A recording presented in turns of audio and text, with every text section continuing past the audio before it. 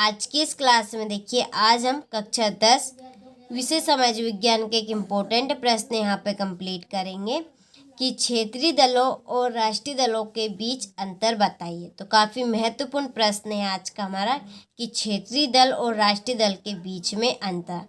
चलिए तो इस प्रश्न के अच्छे से हम समझते हैं, जिसके पहले हम क्षेत्रीय दल और राष्ट्रीय दल को समझेंगे। तो चलिए समझते हैं। तो देखिए, आपका क्षेत्रीय दल रहेगा। पहले तो क्षेत्रीय दल के बारे में हम समझेंगे, क्या है क्षेत्रीय दल। तो ये आपका क्षेत्रीय दल। अब देखिए, क्षेत्रीय दल को समझने के लिए यहाँ पर एक हम उदाहरण लेंगे, जैसे कि आपका गांव है, ठीक है, गांव है। गांव में क्या होते हैं, सभी सदस्य यानी कि सभी लोग होते हैं, ठीक है। लोग क्या करते हैं कि गांव में से किसी एक परिवार के सदस्य को सरपंच बनाते। क्या करते हैं, किसी एक परिवार के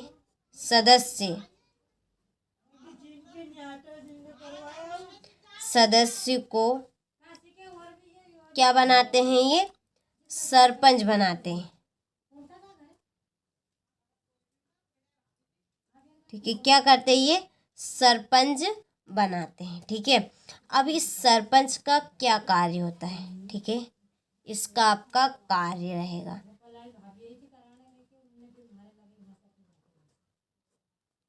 ठीक है। इसका क्या कार्य होता है, तो इसका कार्य होता है कि ये गांव के सभी सदस्यों की बातों, ठीक है,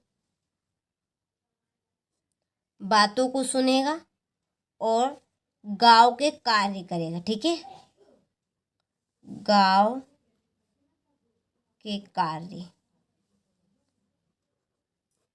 तो सरपंच का क्या कार्य होता है, तो यही कार्य होता है कि वो गांव के सभी सदस्यों की बातों को सुने और गांव के कार्य करे, ठीक है। देखिए, इतने से ही चैप्टर में आपके 3 पॉइंट बनेंगे। उसका जो कार्य रहेगा वो कार्य कहाँ तक सीमित रहेगा, केवल गांव तक, ठीक है। कहाँ तक सीमित रहेगा उसका कार्य, गांव तक। केवल वो गांव के सभी सदस्यों की बातों को सुनेगा और गांव के कार्य को ही करेगा, ठीक है। तो ये आपका क्षेत्रीय दल, जो कि आपका क्षेत्र तक ही सीमित रहता है, ठीक है। अब है आपका यहाँ पे राष्ट्रीय दल। क्या रहेगा, राष्ट्रीय दल, ठीक है। यहाँ पे हम समझेंगे राष्ट्रीय दल।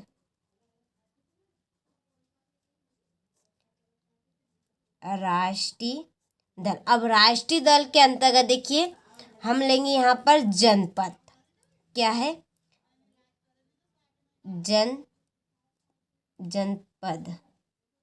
अब इस जनपद में भी आपका लोग ही रहेंगे। क्या रहेंगे, लोग।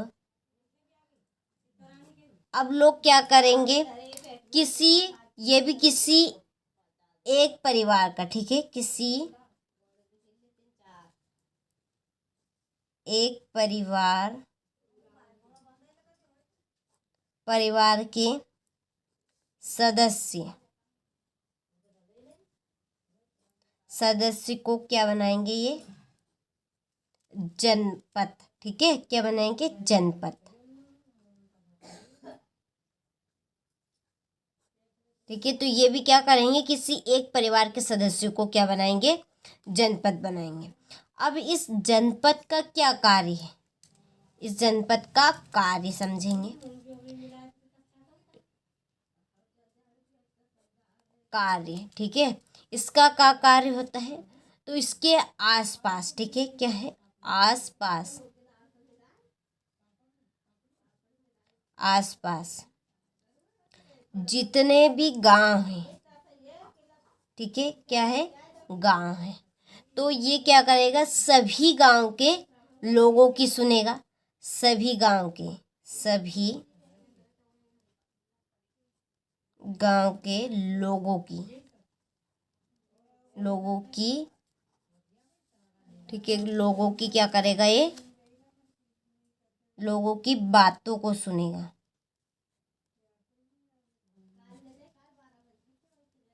सुनेगा और गांव के कार्य को करेंगे, ठीक है, सभी गांव के कार्य को, सभी गांव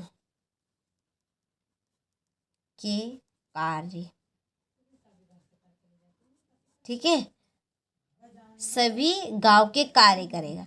तो जनपद का कार्य कहाँ तक सीमित रहता है, पूरे गांव तक उसका कार्य सीमित रहेगा। इसका कार्य कहाँ तक सीमित है, ठीक है, क्षेत्रीय दल का यानी कि सरपंच का, इसका कहाँ तक है, गांव तक, गांव तक सीमित, सीमित रहेगा। और इसका पूरे गांव तक, पूरे गांव तक सीमित रहेगा, ठीक है। तो ये आपका राष्ट्रीय दल रहेगा। तो क्षेत्रीय दल कहाँ तक सीमित रहेगा, क्षेत्र तक सीमित रहेगा। और राष्ट्रीय दल कहाँ तक सीमित रहेगा, पूरे राष्ट्र तक सीमित रहेगा, ठीक है। तो देखिए इतने ही चैप्टर से आपके पॉइंट बनेंगे यहाँ पर। चलिए तो यहाँ पे समझेंगे हम क्षेत्रीय दल और राष्ट्रीय दल में अंतर। तो देखिए पहला अंतर आपका रहेगा कि क्षेत्रीय दल में किसी एक परिवार, ठीक है, एक परिवार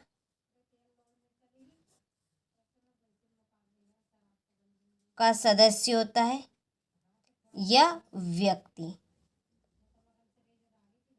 ठीक है। और इसमें भी आपका किसी एक परिवार से ही सदस्य रहेगा, व्यक्ति रहेगा, ठीक है।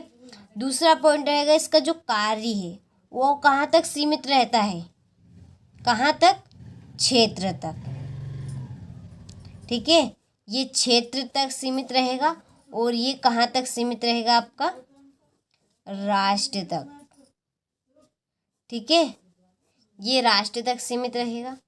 अब ये क्षेत्र तक सीमित है तो इसके जो कार्य, इसके मुद्दे हैं, जो तरीका है, ठीक है, वो कहाँ तक रहेगा, क्षेत्र के मुद्दे उठाए गए, क्षेत्र के मुद्दे,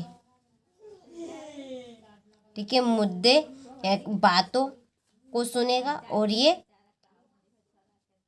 राष्ट्र के मुद्दे उठाएगा, ठीक है, यानी कि ये राष्ट्र की बातों को, पूरे राष्ट्र की बातों को सुनेगा, ठीक है। तो इस ट्रिक से आप क्षेत्रीय दल और राष्ट्रीय दल में अंतर सीखिएगा, ठीक है, लिखिएगा। चलिए तो अब यहाँ पे हम नोट्स में देखते हैं कैसे लिखना है। एक तरफ आपको क्षेत्रीय दल लिखना है, दूसरी तरफ आपको राष्ट्रीय दल लिखना है, ठीक है। तो देखिए कि ये क्षेत्रीय मुद्दे उठाते हैं और ये राष्ट्रीय मुद्दे उठाते हैं। दूसरा पॉइंट है कि ये दल क्षेत्रीय स्तर पर कार्य करते हैं और ये दल पूरे देश में कार्य करते हैं, पूरे राष्ट्र में कार्य करेंगे।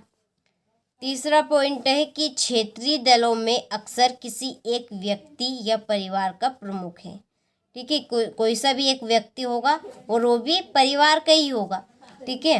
तीसरा पॉइंट है कि राष्ट्रीय दलों पर भी व्यक्ति व परिवारवाद का प्रभाव देखने को मिलता है, लेकिन सभी दलों में ऐसा नहीं होता है, ठीक है।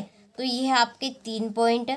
देखिए आप इस ट्रिक के माध्यम से याद रखिएगा, ठीक है। पहले आप जो आखिरी का आपका जो पॉइंट है इसको शुरू में लिखिएगा, फिर ये लिखिएगा कि ये दल क्षेत्रीय स्तर पर कार्य किस पे करेंगे, क्षेत्र पर ही करेंगे, तो ये दल क्षेत्रीय दल पर कार्य करेंगे और ये दल आपके पूरे देश में कार्य करेंगे। और ये क्षेत्र के मुद्दे उठाते हैं तो ये राष्ट्र के मुद्दे उठाएंगे, ठीक है। तो दोनों में काफ़ी सिंपल से अंतर है। स्क्रीनशॉट आप अच्छे से ले और अच्छे से इस प्रश्न को कंप्लीट करें, काफ़ी महत्वपूर्ण अंतर है। और देखिए इस ट्रिक के माध्यम से आप याद रख सकते हैं, आप समझ सकते हैं किसे हम क्षेत्रीय दल बोलेंगे, किसे हम राष्ट्रीय दल बोलेंगे, ठीक है। तो ये हमने समझा था क्षेत्रीय दल और राष्ट्रीय दल के बारे में। इसका भी स्क्रीनशॉट लो और अच्छे से इसको भी आप कंप्लीट करें। इसके माध्यम से आप क्षेत्रीय दल और राष्ट्रीय दल में अंतर काफ़ी सरल तरीके से कंप्लीट कर पाएंगे, ठीक है, कर पाएंगे। तो आप सभी अच्छे से स्क्रीनशॉट आपने ले लिया होगा तो आप अच्छे से इसको कंप्लीट करें।